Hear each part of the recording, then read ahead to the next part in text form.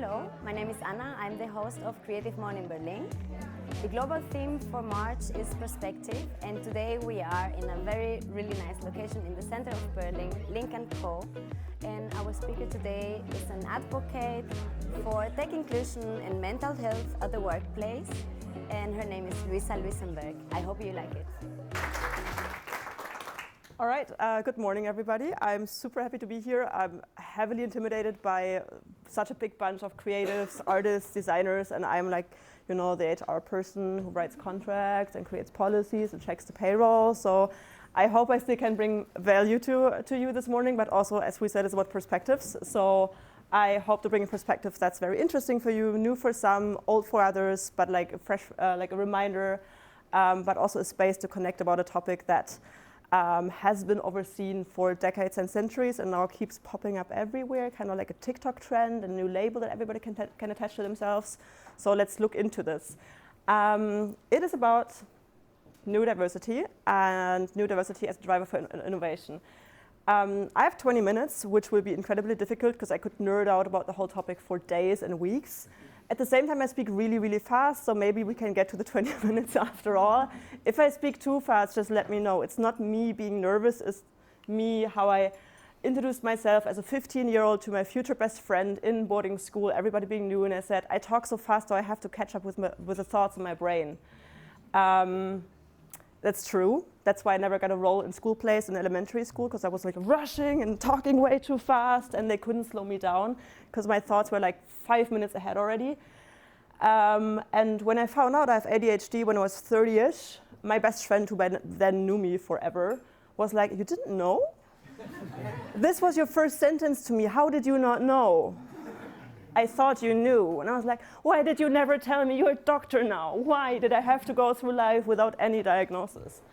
I talked to my team member, and she was like, "Luisa, I literally signed this contract only because I finally had an ADHD boss who would get me." And I was like, "What? What?" I talked to a mom of a friend of my daughter in school, and she was like, "Luisa, when we met 3 years ago, I was so thankful to having met you because you were the first person who I met or who I knew who was a professional, you know, leadership expert, boss, successful in life, blah, blah, blah. And I knew my son could get there too." And I was like, "What? What? I'm successful? I have ADHD." So since then, it became kind of my hyper-focus a bit to figure out how people with neurodivergencies can be successful in a normal working world. My normal working world is not so normal after all. It's MVP Factory. We are a product and venture builder in Berlin. And we are a hub for neurodivergent nut jobs. And we will look into the why in a bit later in this talk. Officially, we are a venture builder that combines the expertise from entrepreneurship, design, tech. You can read it here, right? But again, I think one of the reasons why we're so successful is we have a lot of neurospicy profiles in our team. And it is one of my plenty jobs to figure out how to enable them best, but still kind of create a framework for us to be able to function as a company. So if you have questions in between, ask them. We will see how that goes. Maybe at one point I say, okay, let's answer them later in the Q&A, but let's keep that lively. Let's keep it a dialogue. And let's go from here. A quick question to maybe 2 or 3 people in the room. Why are you here today for that topic? Like, what do you expect? What do you want to see? Because maybe I have to throw out the whole thing and we talk about something else. So I don't know. Wait. Yes. So I work my thesis on neurodiversity and future studies. So how neurodiverse team members can maybe also detect blind spots or biases. Mm-hmm. The typical, like oversee, because we just continue to create futures which are again always the same, so nothing is changing. So this is the glasses that I'm coming in with, and I would love to hear if you actually, you know, also found out that this is, as you said, it's spicy, it's spicing up a team, and it creates actually new ideas and not just repeating the old ones. Great, thank you. Also, feel free to correct me whenever I say something wrong, as you're studying it. I'm not. I'm just living it. Cool, thank you so much. Somebody else? Yes? I'm neurotypical, and I want to learn more about this topic so I can be more empathetic to my colleagues, as well as maybe I have children and they are neurodiverse. my first question would be, are you sure? But people are allowed to be neurotypical as well, that's fine. The whole thing about kids, neurodivergent topics, especially as ADHD and autism, are heavily inheritable. So 40 to 50% of your children might have it too. I have 2 daughters, they're heavily ADHD as well, and often it's the process that you get your kid diagnosed, and then the psychiatrist looks at you and says, you do know where this comes from, right? Huh? So thank you very much. One last person. Or not. Let's continue. It is kind of a stupid question to ask, what do these people have in common? Because we're just a huge slide about neurodiversity. So as your very bright brains in this room, you probably would say, I guess they're neurodivergent. Yes, they are. Yet they're wildly different from each other, and they're all very, very successful and famous. So we often have the stigma of people with ASD, the autism spectrum disorder, or dyslexia, or dyscalculia, and we say, where do they get in life? It's so difficult, they're so strange. They are successful, they are creative, they can be super strong athletes, they can be really questionable entrepreneurs, they can be great, great, great artists, activists, producers. Everybody can be everything. And actually, amongst celebrities and creatives, the ratio of people with neurodivergencies is very, very high because of the creative thinking, because of the innovation, because of our minds going like this and like that all the time and not just straightforward, right? And these people are all officially diagnosed and out about it. There are also a lot of profiles where we say, I guess Steve Jobs wasn't very neurotypical, but we don't precisely know. And it's also a new thing that people actually openly talk about it, that they go into a room and say, hey, I'm Luisa, I'm this, I'm that, and I have ADHD. Again, because it's still heavily stigmatized. In the workplace, roughly 80% who are neurodivergent feel discriminated against and at least not enabled. And I want to change that with my co-workers, but also that's why I'm talking at things like this to spread awareness. Quick fact check. Again, I could nerd out for hours, so I try to keep it short. 15 to 20% of the world population are considered neurodivergent. This is every 5th person in the room. So it's 1, 2, 3, 4, 5 you, 1, 2, 3, 4, 5 you, which is quite a lot, especially as we always think of, for example, people with autism, like the Rain Man kind of people, very savant, niche, kind of experts. No, it can have so many shapes, forms, and colors. And the number is, it looks like it's increasing. It's not. Neurodivergencies have always been there. When we look into neurodivergency and innovation later on, there's things like, who do you think came up with the first stone spear? It probably was not the neurotypical person who enjoyed sitting at the fire with everybody else, chit-chatting, doing small talk in the Stone Ages. It probably was the weirdo who sat in the back of the cave trying to figure out how to chip stuff off a piece of rock and make it into a weapon. Same goes for other tool design. Lots of people who create new tools, like haptic tools, are probably dyslexic because they have a very, very strong three-dimensional way of thinking and picturing things. But the diagnosis becomes more, that was wrong grammar, more often, because we know more about it, right? Information spreads faster, there's more awareness, so it feels like nowadays everybody is a bit ND. I'm standing in front of my screen. There, aren't we all a bit neurodivergent or neurodiverse? And I would get to the topic later there. Many, many people have a neurospicy profile. The thing is, over 50% of the people who are neurodivergent don't know about it. When we talk about ADHD in women, 75% of women don't know about it. We all know ADHD as the thing that little boys have in school when they zoom through the classroom and can't sit still, which also creates a lot of problems, right? We have a lot of comorbidities in people with neurodivergencies. The strongest or the most common ones are burnout, depression, and anxiety. It's much more common for someone with a neurodivergency than for a neurotypical person. That stems from having to mask. Masking is this whole way of, let's try to behave like a normal person in a room full of normal people, especially if you don't know that you're doing that. You need so much more energy to fit in. You need so much more energy to keep a structured workday, no matter which diagnosis you carry with you. And the time you have to recharge a weekend is just not enough. So burnout rates are much, much higher. there also is a strong overrepresentation amongst the prison and homeless population. Like today, when we talk about neurodiversity, we often talk about superpowers and innovators, and we forget that this is only like the high functioning spectrum, end of the spectrum, right? There's a huge group that is so affected and impacted they cannot participate in everyday life. Constantly forgetting to pay your bills because you have ADHD can can land you on the street very, very fast. So this is also something that nowadays we start to get into this more and look into this more and try to create therapies around this, but it's still like at the very early stages.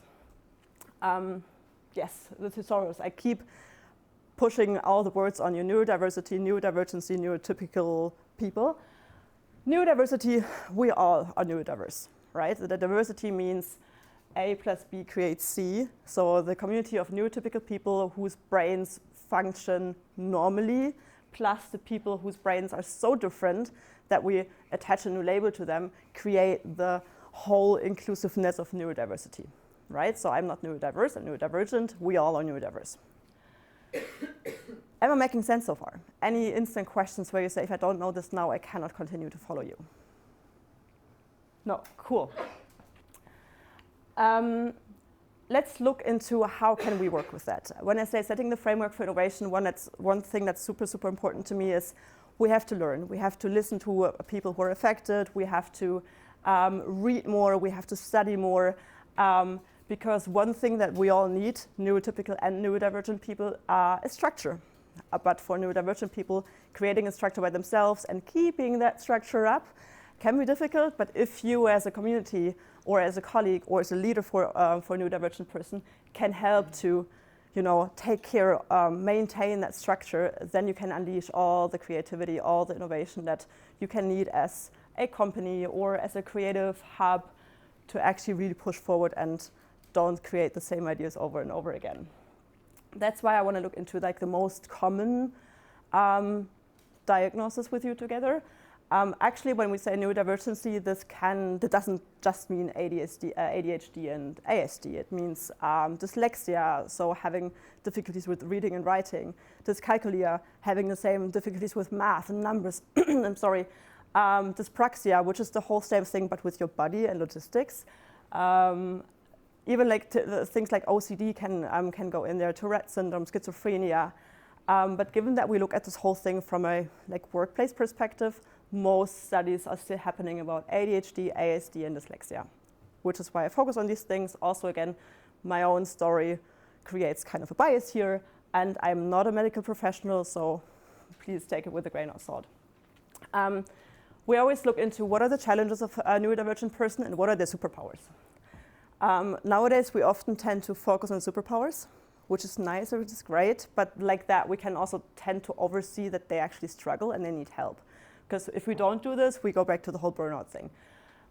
So some challenges that most ADHD people experience, again, most, not all, are, for example, hyperactivity, the internal or the external one. That's also the issue for women and girls, right? They're often not diagnosed because they're not externally hyperactive. That's about like the feminism thing comes in there. In most cases, you're met with gender stereotypes the second you start working. So you're asked, as a girl, you're asked to be the nice kid, the friendly kid, the helpful kid, the silent kid in class. So you start to sit still, and then your brain runs wild. So the hyperactivity is always there, even if it's just called ADD, because it's daydreaming. It is talking fast. Then there's inattention, like, oh, train, oh, butterfly, what did you just say? Everything can catch your attention really fast, which turns into inattention, right? ADHD stands for Attention Deficit Hyperactivity Disorder. We don't have an attention deficit. We just don't know where to put our attention because sometimes we have a very, very strong hyperfocus on things.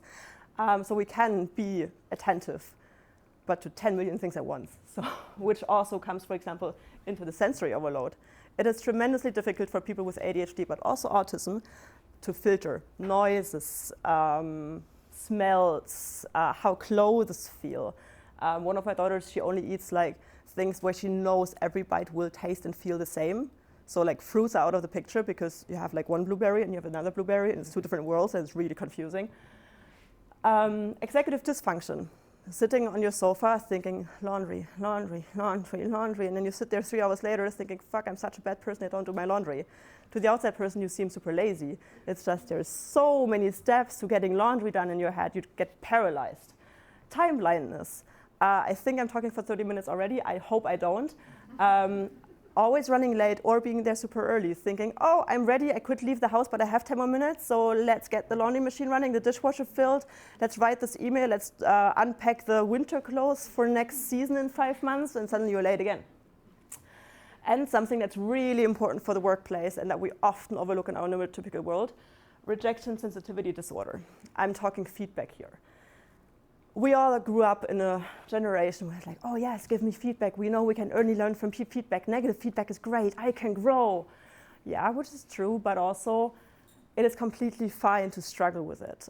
Many people with ADHD have like physical reactions to feedback. I do, I live off giving and receiving feedback. It's my fucking job. Every time I receive feedback, I think, oh my God, I disappointed the person so badly. And they just said, hey, please do it this way the next time and not that way. It partially stems from the stigma in our childhood, but it also just like is how our hormones are spilling up in our brain, right? So we have to look into how do we give feedback to people? How do we structure processes in a company so that people actually feel enabled and don't feel paralyzed? And then you have this feedback season every year twice, and you think, oh my God, now I'm getting fired, even if you're doing an amazing job, because also especially in women with ADHD, the amount of imposter syndrome that people walk through life, that women walk through life with, is tremendous. Everything that you do feels like you could do more, you could be better, you're probably doing something wrong right now, and people look at you and think like, where is this coming from? It's the ADHD. Superpowers. We are good in crisis. If you have something where something breaks, put an ADHD person there, they'll be fine, they will know everything, they will put you all in line and say, okay, let's go that way, we can go through it. Again, hyper-focus.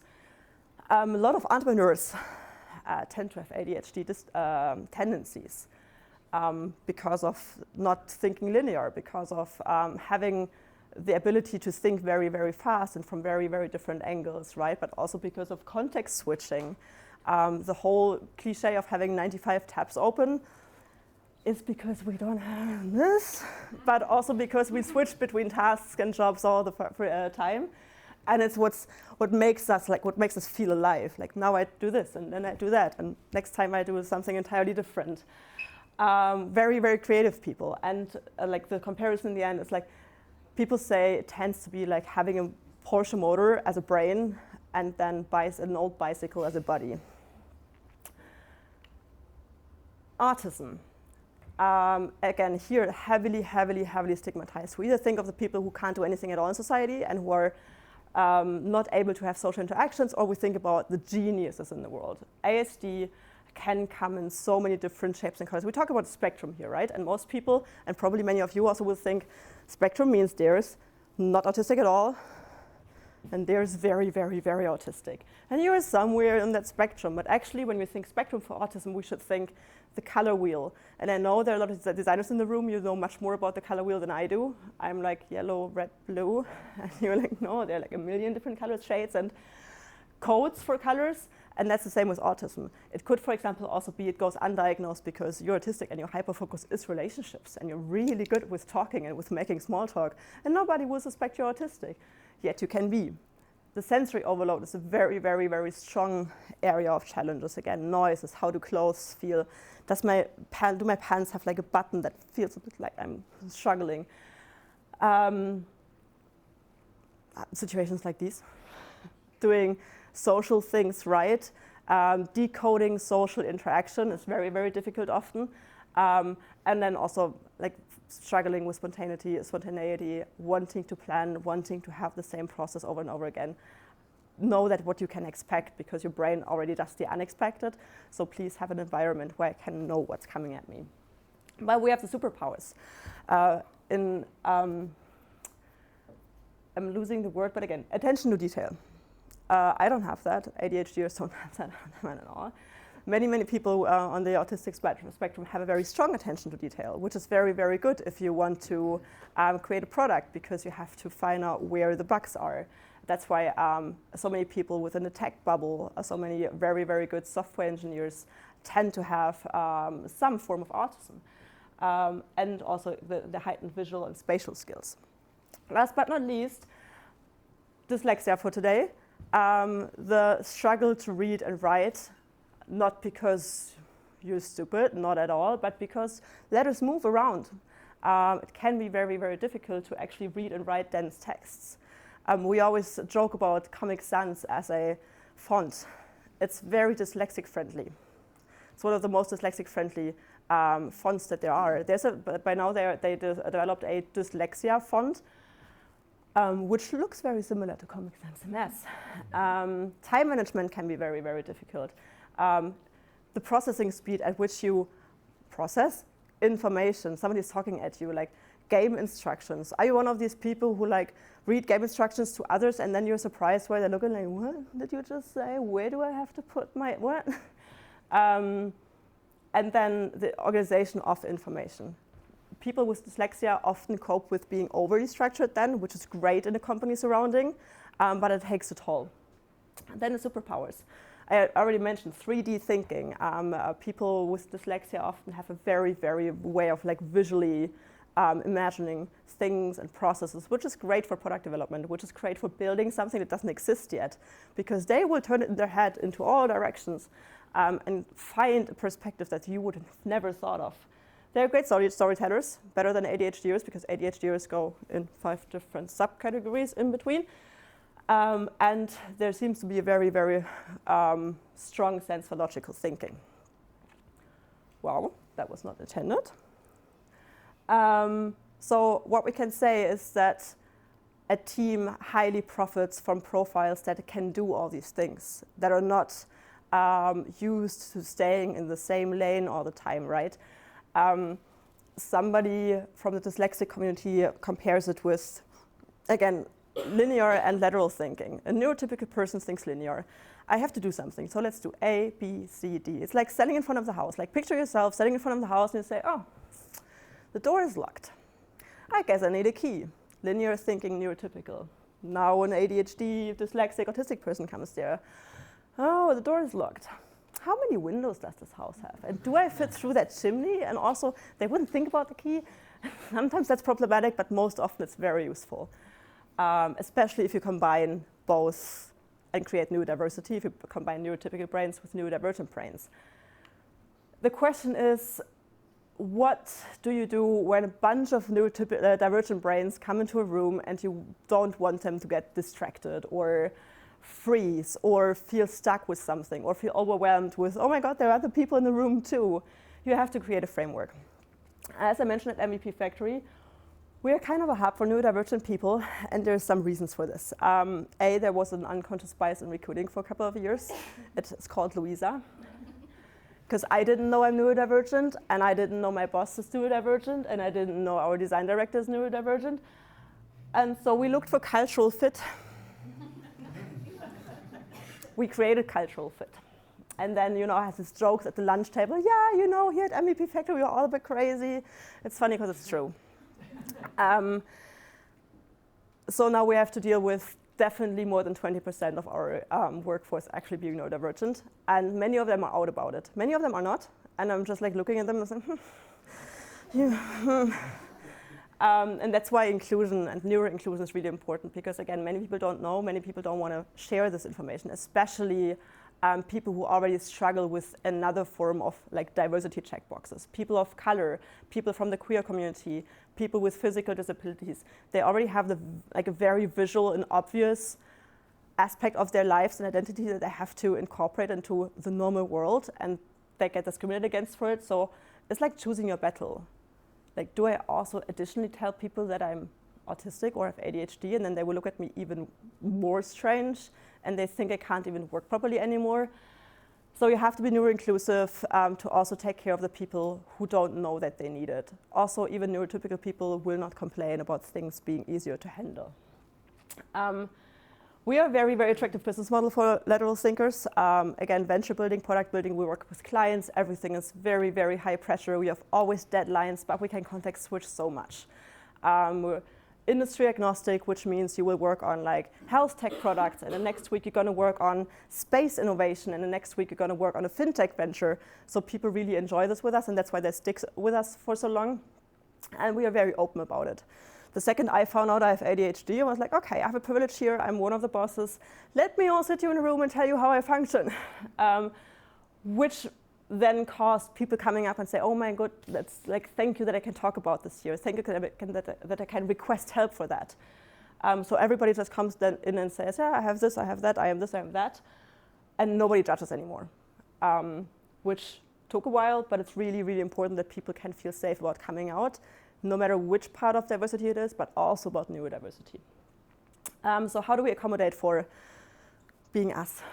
One of our biggest weaknesses is being operationally diligent.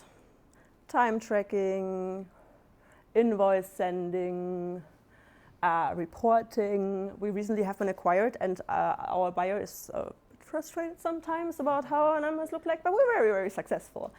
So we need to figure out how can we create structure. Consciously hiring sometimes neurotypical people too, but also creating processes that tick many boxes at once.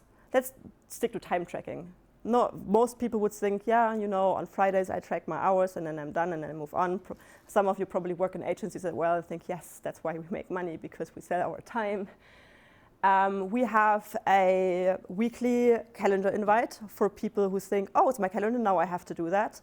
We have 3 weekly emails, we have 4 weekly Slack messages. We write the leads of the people to please talk to their people. We still have to walk up to every person and say, hey, please track your hours. But we accepted that we have to have all these different kind of blockers, right? When it comes to goal setting, we have a huge goal setting template with a very, very small area that we say, this is required, you have to put these things in. But also here's a whole Confluence page about what you can do as an ADHD person to keep up goals. There's something called INCAP. It's like creating artificial motivators for you. INCAP stands for interest, novelty, challenge, urgency, and pressure. Creating artificial deadlines, figuring out what is this task, or like why do we need this? Why could it be interesting for us? And the more of use of these, the more motivators you stack on top of each other, the easier it is for you to keep on track, right? And this is also like, this is helpful for everybody, but especially it's needed for people with ADHD. Onboarding process. Of course, we send a floor map to every new hire before they join, in case they feel uncomfortable with navigating unknown places. Of course, we send a schedule ahead of time, just in case a person feels very anxious about their first day. And a neurotypical person can feel anxious too, right? So actually, in my role, while I don't touch clients or projects, and I'm not the person who creates new ventures, me and my team make sure that we have so many different things in place that every neurodivergent person feels like there's an anchor, you know?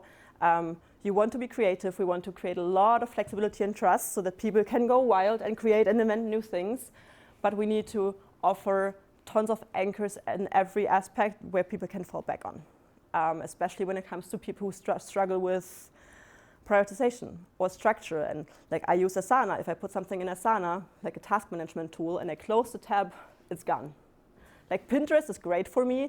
I can go shopping there because the second I pin something on my board, it feels like I have it. I'm saving money. But it's problematic for tasks. Writing it down counts as done. Problematic. So we have to come up with new tools, or we have to allow people for trying different tools, or for feeling like I have used this tool successfully for a month, doesn't work anymore, let me go to Post-its. Right now my whole desk is cluttered in Post-its because I see them all the time. In 2 weeks this will not work anymore. And it will be fine because somebody will suggest me a new tool, and without having the stigma of, but Luisa, Asana was made for that, why can't you use that tool, right? So there needs to be a lot of openness. And a neuro-inclusive leadership approach. Again, when we train our middlemen, like new leaders, or when I talk to my leadership team, or when we give like feedback workshops, it's always informed from a neuro-inclusive perspective. Like, how can we give feedback to somebody who struggles with rejection sensitivity? How can I take feedback as someone? And there, in every training, I quote RuPaul's Drag Race, as there once was this queen, I think it was Trixie Mattel, whenever she was on the stage, like awaiting feedback and judgment from the jury, she was like, water of a duck's back, water of a duck's back, water of a duck's back. Because if water purls off a duck's back, the duck isn't actually super wet. And it's like feedback can work. So visualizing feedback, like coming at you, and then having it stop here, like an arm length, you know, like Cologne, arm length.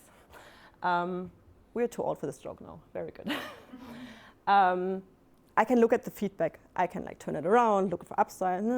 It's a thing. It's not me yet. And then once I felt comfortable with, yes, I dissected every aspect of it, I overthought everything of it, and I thought about it in 5 different futures, then I can allow myself to let it closer. And then I'm not maybe that devastated anymore.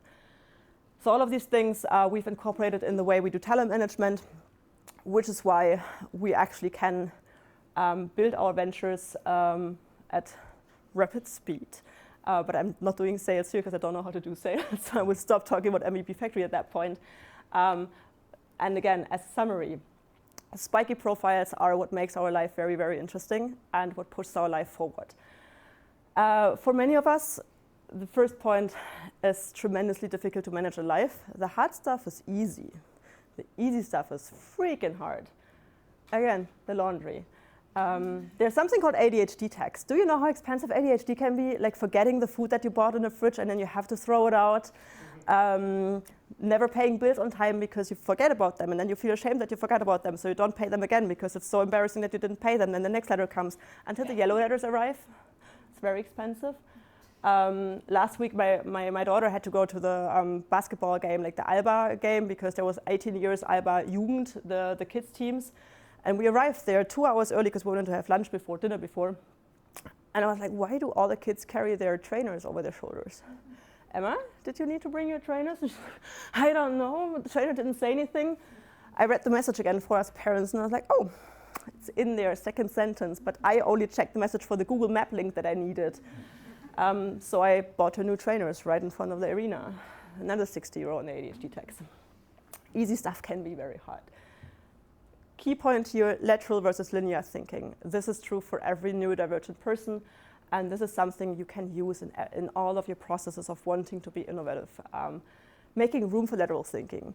Don't shut people down like, oh, you talk too much, or why do you need so long for forming one consistent sentence? Give them time, give them room to go crazy with their thoughts. Always go on the meta level.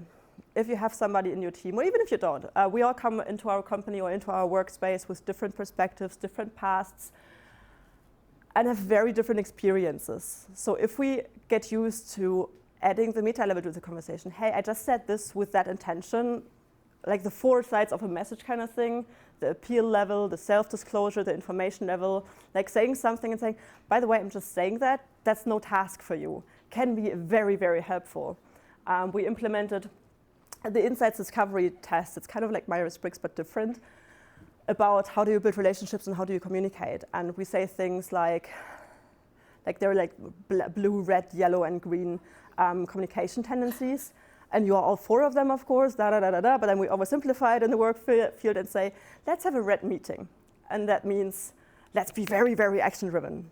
Let's have a yellow meeting. Yeah, now we can be creative and talk and nobody will be impatient.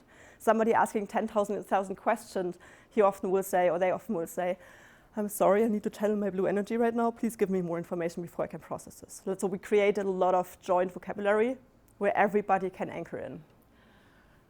And that's why this fits into this bullet point, and Jürgen just told me I'm out of time, which is perfect because it's over.